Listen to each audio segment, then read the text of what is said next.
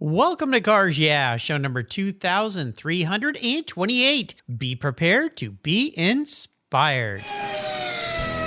This is Cars Yeah, where you'll enjoy interviews with inspiring automotive enthusiasts. Mark Green is here to provide you with a fuel injection of automotive inspiration. So get in, sit down, buckle up, and get ready for a wild ride here on Cars Yeah.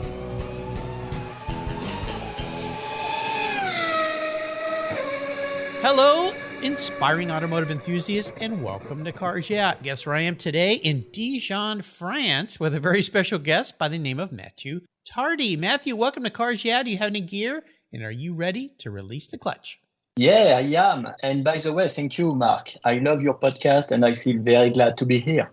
So this is very interesting to find that you're working as Vice President, Managing Director of Constellium, which my longtime listeners will remember that name. I've had two of your colleagues on the show. But you're in the countryside in France, kind of enjoying the good life, great wine, great meals, but working for this big company.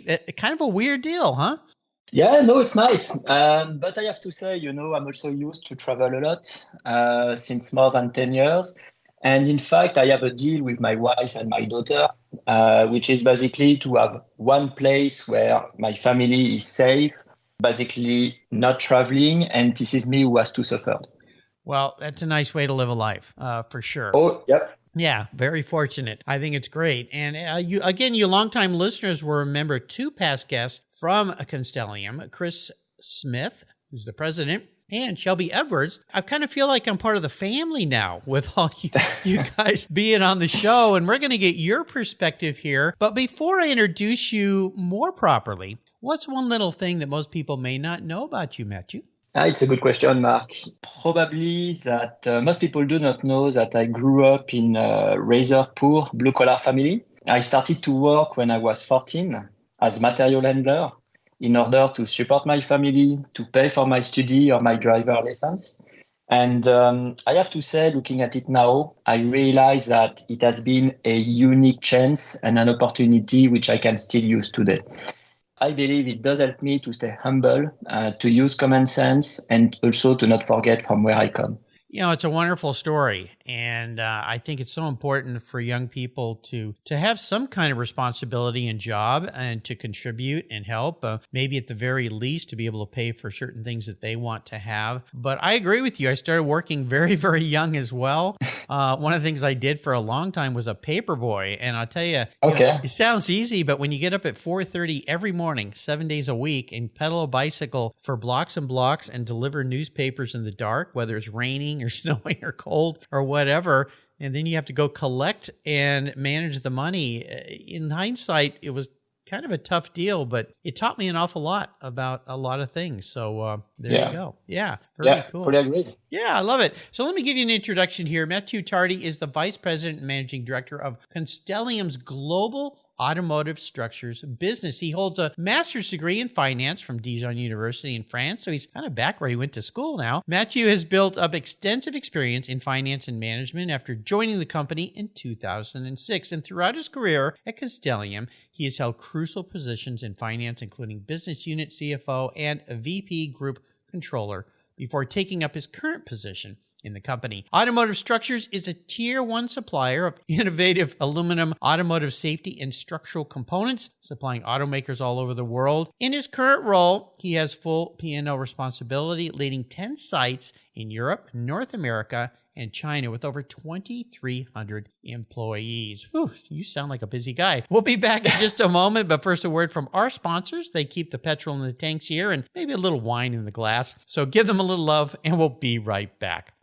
Years ago, when it was time to renew my collector car insurance policy, my carrier's rates went up. Way up, but my usage was the same and I never made a claim. I didn't even have a ticket. So what's with that? So I turned to American Collectors Insurance. Has your collector car insurance recently raised your rates for no good reason? Tired of paying an annual membership fee? Then it's time to look around and call American Collectors Insurance. I shopped around, I asked friends for recommendations, and found a winner that I can trust. And boy, I'm glad I did. I saved hundreds of dollars every year and slept better at night knowing my baby was properly insured. American Collectors Insurance have been protecting vehicles since 1976. They provided me with an agreed value insurance policy backed by their history of taking great care of their clients. What could be better than that? So give them a call and ask for a quote today. 866-ACI-YEAH. That's 866-224-9324. And protect the ones you love like I did with American Collectors Insurance. Classic car insurance designed by collectors for collectors. Did you know that Cars Yeah! Is in the top 1% of all podcasts based on listenership according to Libsyn, the premier RSS feed for podcasts in the United States? That's right. Plus, DuPont Registry recommended Cars Yeah! Is one of their top 10 car podcasts for you to enjoy. Cars Yeah! Has experienced tremendous growth, plus your ads are evergreen, meaning they never go away. And more listeners find Cars Yeah! Every day for their daily dose of automotive inspiration. Do you want to expose your brand to a highly targeted list of automotive enthusiasts in a very unique and very personal way? Well, I can help you. Contact me, Mark Green, at mark@carsyeah.com or through the website at carsyeah.com today to learn more. For several years now, you've heard me talk about Linkage Magazine. I've been a subscriber since the start. Their talented and creative team brings you a spectacular publication and website that shares the automotive passion from a worldwide perspective. Linkage is about driving, restoring, collecting, and first-hand experience at collector car auctions and more. They bring you real-world values plus rational, experienced opinions on the current markets. They cover the automotive world and the people who share our passions. And Linkage Magazine has grown, mailing you 6 issues annually. Join me on this journey with Linkage. They're geared for the automotive life. You can subscribe at linkagemag.com. So, Matthieu, we are back. So I want to dig a little deeper into what you're doing there at Constellium and talk a little bit more about Constellium. But I'm going to back this up a little bit and talk about your career through college and then coming up to where you are now, because this is quite a trek, and Constellium is a huge company. Yeah. So how did you get to where you are today? Yeah, no, you're right. I mean, Constellium is a huge company with more than 100 years experience.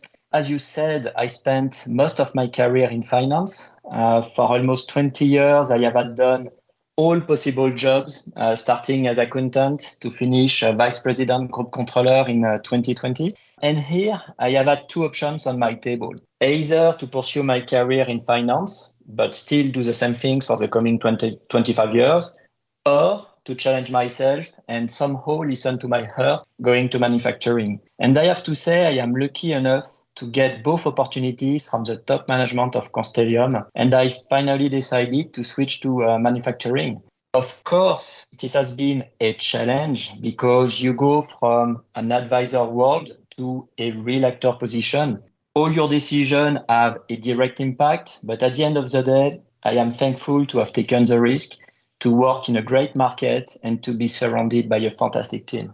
You know, this is wonderful. A company I used to work for, we had the lucky opportunity to have a finance guy in the business that was actually there working for the family that I was working with. They had other businesses, but I got to tap him on the shoulder quite often, and we ended up being friends. We'd go to the gym and work out together, and he taught me an entirely different perspective from the finance side that I never had because I was always on the marketing, manufacturing. I was president of the company and running it, but he opened my eyes to some things that really helped me move forward. And sometimes for our managers, he was kind of a pain in the neck, because he would hold their feet to the fire from a finance side and say, why are you making it so hard for me to do my business? But of course, that's what business is all about, is finance, because it's got to make money or it can't exist. Otherwise, it's called a hobby, and Constellium is far from a hobby. So when you made this transition in your career path, what were maybe 1 or 2 of the biggest things that you kind of went,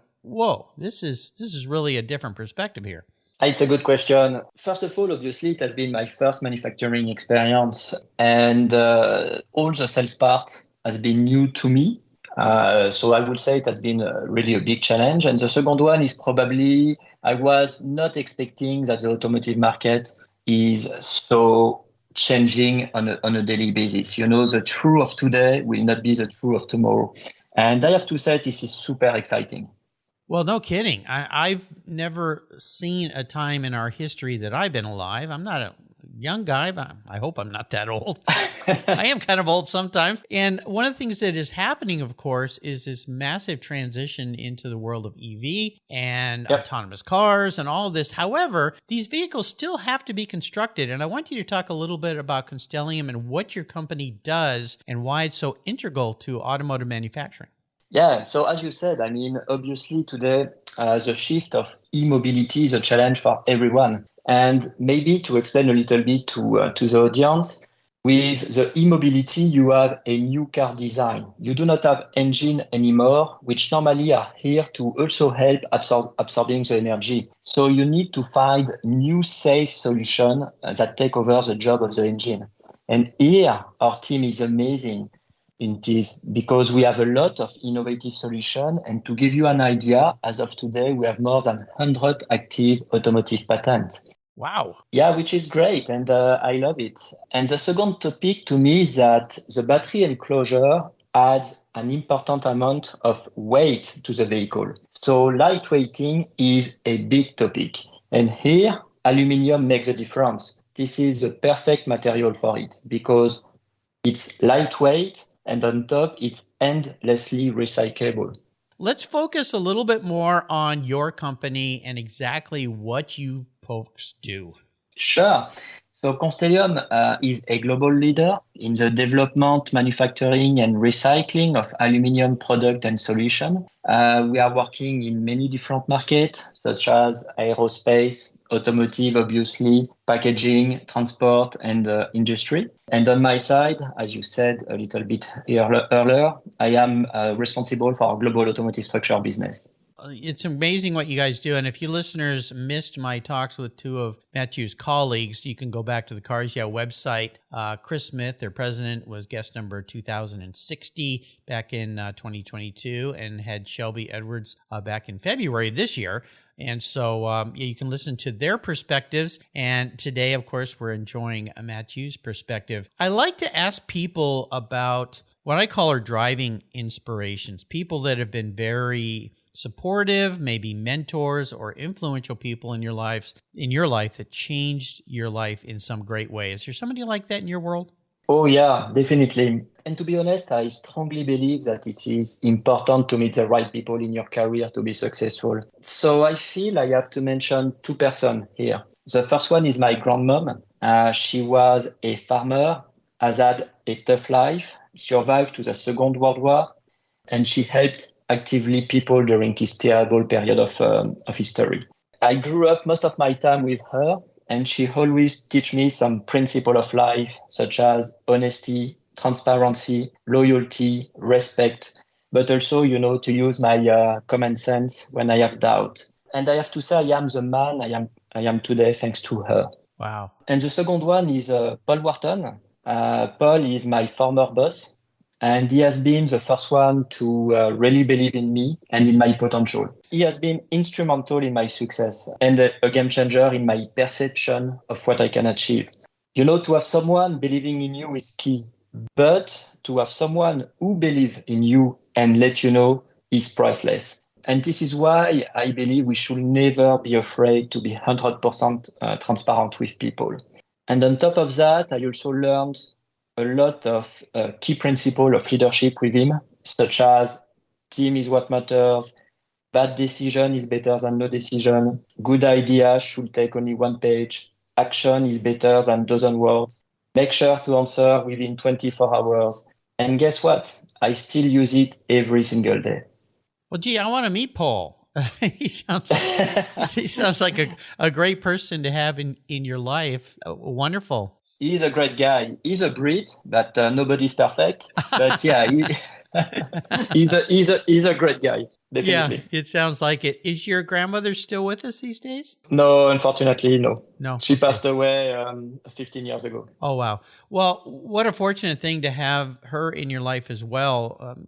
The way things have changed in the last, I don't know, 50 years, a lot of times we don't get to spend time with our grandparents. And I didn't get to spend much time, if any, with my grandparents. And I always thought, I wonder how they would have helped change and form my life. So I'm trying to make a big effort. I had my first grandchild almost 2 years ago. We have a second one coming here in August. So we're trying to find ways that we can really be a better part and more active in helping our grandchildren in the future without stepping on the parents' toes, if you will. Yeah, I would say this is really important. Oh, absolutely. Absolutely. I think it's quite wonderful. We like to talk about challenges here on Cars Yeah because it really isn't so much about the specific challenges, more about the lesson learned. No doubt you faced a challenge or two in your career path or in your life. Could you share one with us that really taught you a valuable lesson?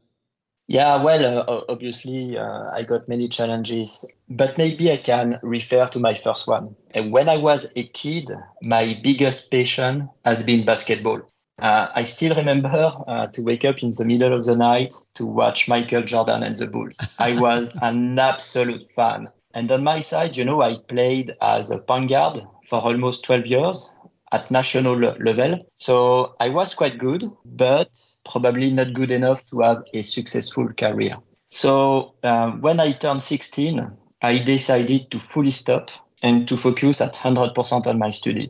And since that day, I did not touch a ball nor played any game, simply because it would probably still hurt too much. Oh, yeah. But, when I think of it today, I still believe it was the right decision. And on top, I also learned there is a lot of similarity between sport and leadership. So it has made me stronger.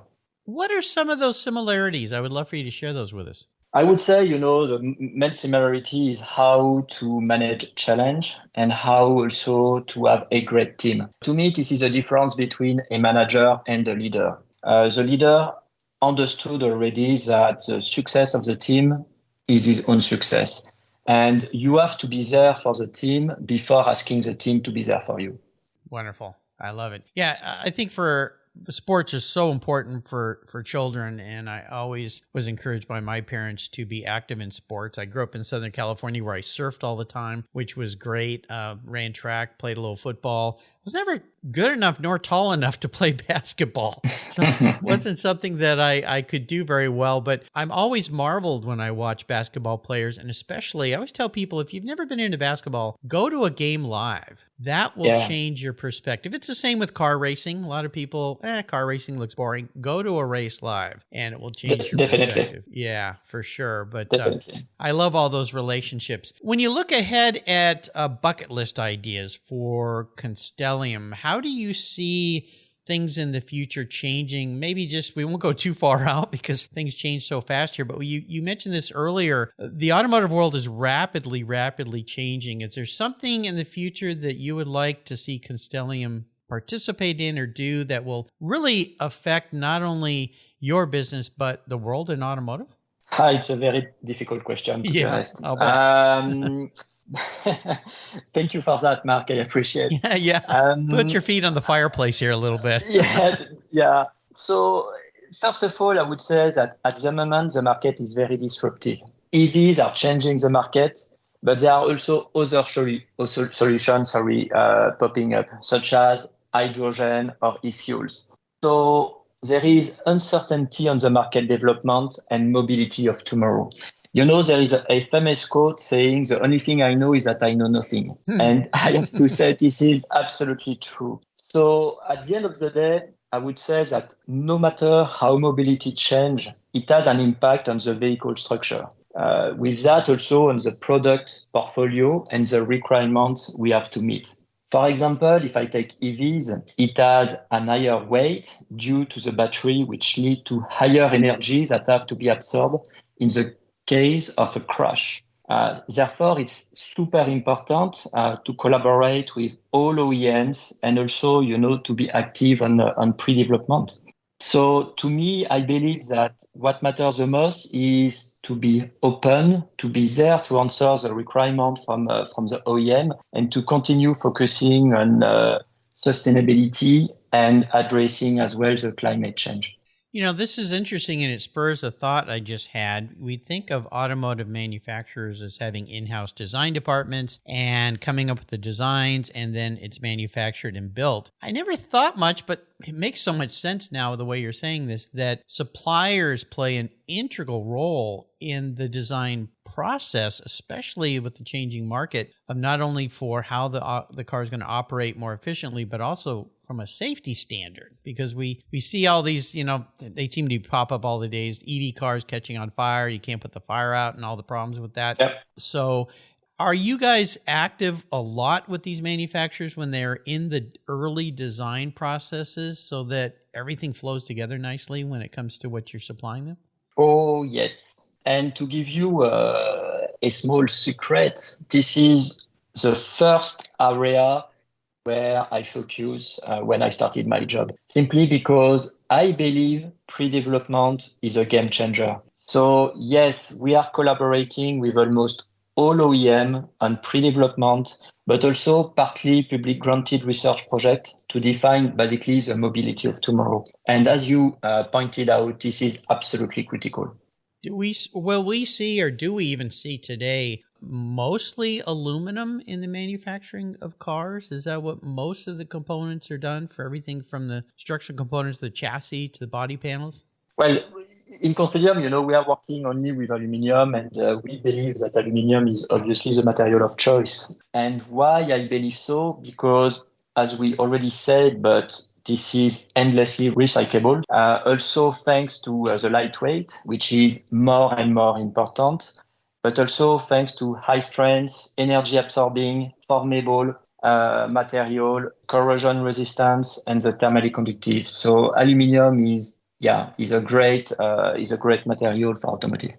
No, you keep spurring ideas in my mind here, Matthieu, and I appreciate that. The next thing I think about when I think about aluminum, I think of aluminum as one thing, meaning, okay, it's the stuff that billet aluminum wheels are made out of, a can of soda pop or something like that, a panel on a vehicle, whatever that might be. When it comes to producing aluminum, are there different kinds of aluminum metals?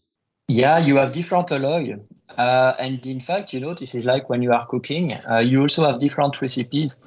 And we have two technology centers in Automotive Structure, one in UK and one in Germany. And I have to say, I'm working since basically 20 years now in aluminium. And I'm still surprised time to time on how we are able to find new solutions with the same material. So that's really great. It's wonderful. Very cool. You've educated me more today, and I appreciate that very much. Let's talk about you and cars a little bit here, because I like to get into my guest heads a little bit. Is there one special vehicle that you've had in your life that really stands out? And if so, share a story about that ride. Okay, so let me start maybe by saying I am an absolute fan of cars in general and sport car in particular. So I would probably refer to my first new car.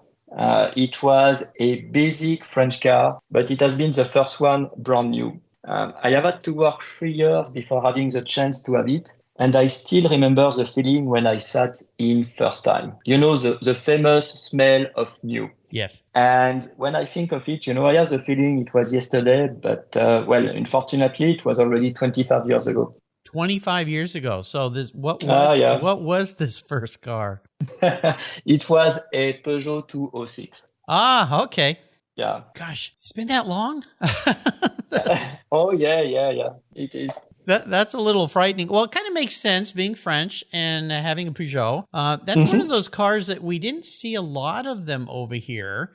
But when they were here, they were always very different and, very unique and so forth. So a Peugeot 206. Tell me a story about that ride, maybe the first day you drove it or something about that car that really stands out for you. It's a good one. First of all, I have to say, at that time, internet was not here. We did not have mobile and so on and so forth. So I still remember having all the paper about this car in my bedroom and reading it every single day. And the car has been so successful on the market that between the time I signed the order and the time I have been able to get the car, I have had to wait 15 months. And I mean, my gosh, it has been so long. So the first time I went to the car dealer to basically have my car, believe it or not, but I drove nonstop for more than 10 hours. Oh, wow.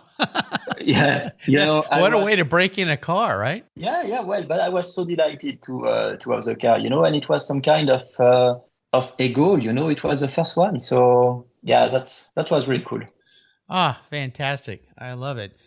There was a Peugeot at a car show I attended during Car Week that I'd never seen before. It was I think it was a 38, mid-30s, called a 402. And Okay. it was just so different. I'd never seen one before, so unique and so beautiful. And I'll tell you something, I have a friend who's really into French cars, and he just loves them, and he's really educated me a lot to the Citroën, which of course is quite a unique vehicle, something that you just don't see too many of as well. And the first time he gave me a ride in that car, the best way I always describe it to somebody is riding in an old Citroën is like floating on a cloud. Yeah. The way the suspension moves and the seats, I mean, those are the most cushioned seats I've ever sat on in a car. Quite spectacular, but nice memories to be brought up with that 206. So I'm going to be your car psychologist today, and I'm going to crawl into your head. If you were reincarnated, manifest as a vehicle, not what you want to be, though. This is how you perceive yourself, your idiosyncrasies, your personality, manifest into a car. What would you be, but more importantly, why? Yeah, well, I love the question. So even if I love sport car, I would probably decide to be an SUV. Okay. Simply because, at the end, SUV is multitask. You have enough space to take care of people. You can go on different roads. You can also drive long distance. So I would say this is quite a good fit with my personality. Okay, that makes sense. I'll have to ask, over in Europe, are SUVs so prolific as they are here? It seems like everything you see on the roads in the US, if it's not a pickup truck, it's an SUV. Yeah, definitely. No, you're right. I have to say there is now a tendency to have more and more SUV also in Europe. Definitely. They just seem to be everywhere. My wife and I enjoy going for a walk every day, and even just around our neighborhood. You say, does anybody have a sedan? Or what happened to all the wagons? I kind of like wagons and so forth. Yeah. Well, they work. They do everything all around. So good fit for who you are. How about a great book? Is there a great book you'd like to share with us? Yeah, so let me think about it. Probably even two. Okay. The first one is The Jordan Rule, which is a book about Michael Jordan and about leadership. And the second one that I read recently and I really loved it is No Rules, Netflix and the Culture of Reinvention. And I find both very inspiring from a human standpoint, but also on how leadership can make the difference. Both great books. Yeah, for sure. And I just had a guest on a few weeks ago that mentioned No Rules about the Netflix adventure and so forth. And yeah, we kind of take for granted things that we utilize every day now and how they're not really that old. And I remember when Netflix first came out, it was kind of like, what is this? What are they trying to do? And of course, now television is radically changed, streaming everything. So that's a great book on how they reinvented television, really, in a grand way. Yeah. So I'm a bit of an enabler here. I'm a fun enabler. I'm going to enable you to pick any car in the world. I'm going to deliver it to you there in France. You could take it for a drive anywhere you'd like. And the key is you can take anybody with you, even somebody from the past who's no longer with us. So what does the ultimate drive look like for you? So it will be probably a Formula One. Oh my gosh. Because, Mark, I am a total fan of Formula One. I did not miss a Grand Prix since I am 4 years old. Oh my gosh. Wow. Yeah. So I'm really an absolute fan. And I would probably love to be with Alain Prost. Alain Prost is a former world champion. And that would be absolutely fantastic. I would love to start to drive the Formula One, so that he can have a good love, and then I would let him do so to basically unleash the power of the car. That would be really cool. Yeah. Is there a track you'd like to be at? Well, to me, I would love to go one day in Suzuka, which is one of the most popular track in the Formula One world. And Suzuka is in Japan. Of course. Yeah. Awesome. Awesome track. So no doubt you've watched the series on Netflix, since we mentioned Netflix. Oh, yeah. Drive to Survive. I do, of course, I do. Yeah, I think that was a brilliant move, and that has opened up the world of Formula One to, especially here in the U.S., to a lot of people that really never had much interest in the sport. And I think it's makes sense because they took you behind the scenes. You got to see the real insides of this thing versus just watching cars go in a circle. Yeah. A lot more fans these days. All right, I'll get to work on that. Now, which Formula One car would you like me to deliver to you?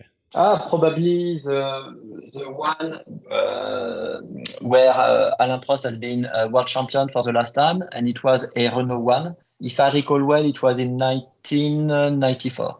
All right, I'll get to work. I'm sure I can find one of those. There's a lot of those being sold on the market. That's going to cost me a pretty penny, but I want to be there when I see you cruising by down the track at Suzuka with your foot to the floor with that engine howling as they did, especially back in the 90s. Oh, man, those engines sounded so good. Oh, yeah. Oh, man, yeah. But the hair on your arm stand up. You've taken us on a wonderful journey today, Matthieu, and I can't thank you enough for spending a little time with me today here in the countryside in France. Could you share with us, before you go, a success quote, some words of inspiration for our listeners? Sure. I will reflect to some quotes of Michael Jordan, because as I said, I'm a big fan. Yep. There is no I in team, but there is in win. Some people want it to happen. Some wish it would happen. Others make it happen. Never say never, because limits like fear are often just an illusion. And I have to say, I love Tooth One because this is a very good summary of what to do to optimize your chance to be successful. And I'm sure you watch it already, but I also love The Last Dance, the story of Michael Jordan. And basically, I also have one, which I use since a couple of years now with my team, which is one team, one voice, one vision. I love it. Yeah, great quotes by a great guy and a great story of his rise to success and what he did and in everything that he's done. I mean, what an inspiration that guy's been to so many people. Oh, yeah. Yeah. You don't have to love basketball to be motivated by somebody like Michael Jordan, especially when you know his backstory. So definitely. Nicely said. Great quotes. How can people learn more about you and Constellium? Well, you can learn more about Constellium on our website, constellium.com, and on all our social media channels. You just have to search for Constellium. And of course, you can also reach out to me on LinkedIn. And last but not least, we are hiring. So I would be very, very happy to have members of your audience joining our outstanding team. Absolutely.